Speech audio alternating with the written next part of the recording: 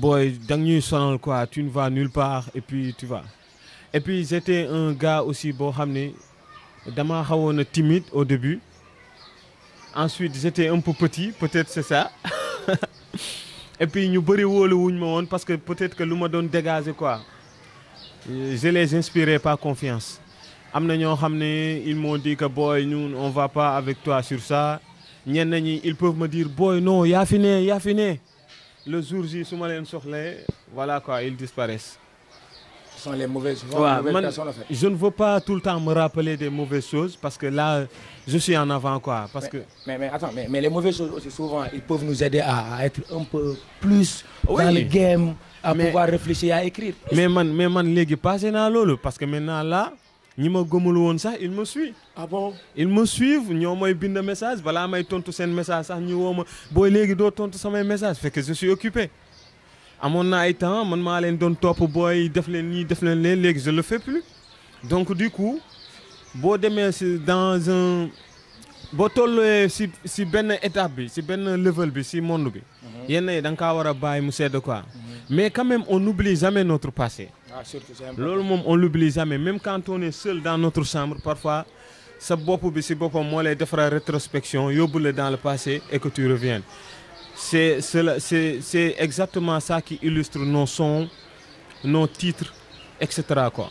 Quand tu dis dépasser dans l'eau, ça veut dire que tu as des projets. Quels sont les projets? Beaucoup. J'en ai beaucoup. Il y a des projets.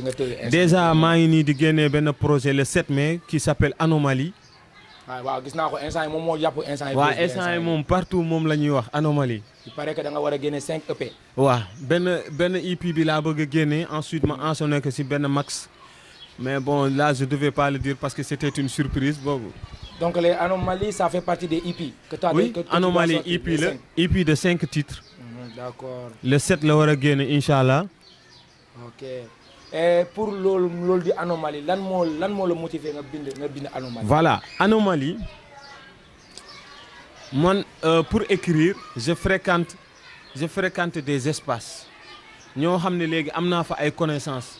Ils ont vécu beaucoup de choses. Ils viennent, ils m'en parlent. Pour moi, quand une personne te confie quelque chose, c'est pas pour que tu le gardes. C'est un message pour que tu l'aides à sortir tout cela. Quoi. Parce que les gens, écouter une personne qui souffre intérieurement, c'est important. Parce que si tu conseiller lo xamné da koy njëriñ mu may ko courage si nga ko mën a waxee affaire boo xam ne tamit da koy décourager loo.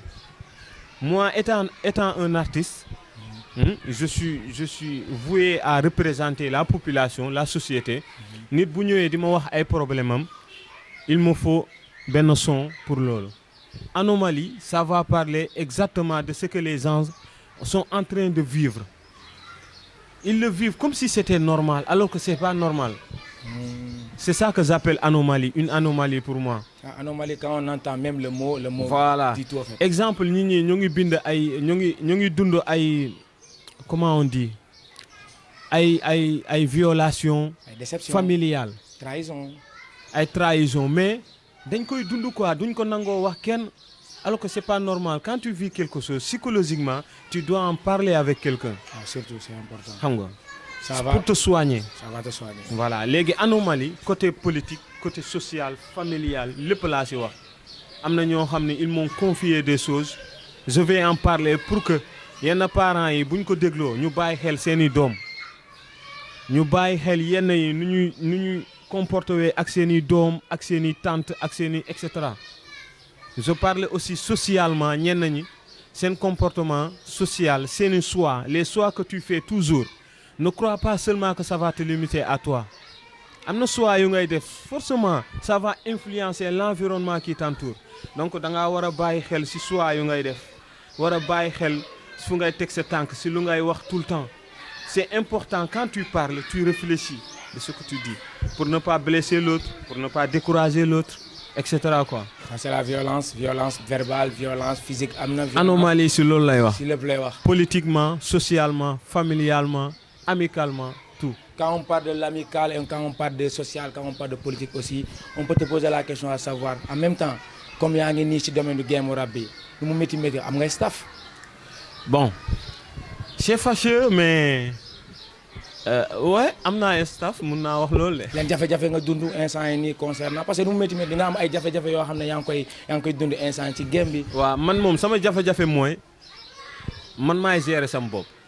waaw maay sama manager bopp maay en quelque sorte sama staff bopp. j'ai des potes nag j'ai des potes Elimane Lamine et d'autres ñoo xam ne dinañ jàpp ci guerre bi genre la publicité tasaare affaire yi mais su côté gestion de ma carrière artistique c'est moi qui gère c'est moi qui paye tout c'est moi man maay dem fee defar lii. ce sont nooy fexe nooy def ba fay financière boobu noonu c'est moo tax nga mélanger liggéey bi école bi ak loolu.